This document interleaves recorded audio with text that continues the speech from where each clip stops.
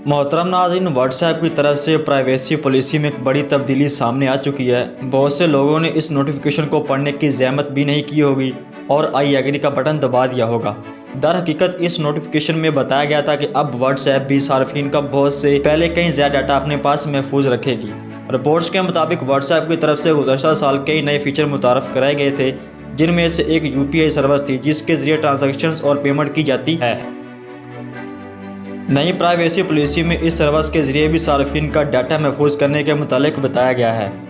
इसके अलावा सार्फिन की लोकेशन और दीगर मालूमात भी महफूज रखने के मुतालिक भी इस नोटिफिकेशन के ज़रिए सार्फिन को आगाह किया गया था।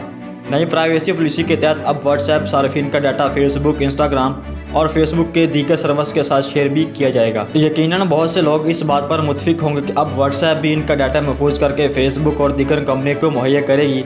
ताहम इनके पास आई एग्री पर क्लिक करने के सिवा कोई चारा भी नहीं है, क्योंकि अगर आप नई प्राइवेसी पॉलिसी पर रजामंद नहीं होते तो आप व्हाट्सएप इस्तेमाल नहीं कर सकेंगे।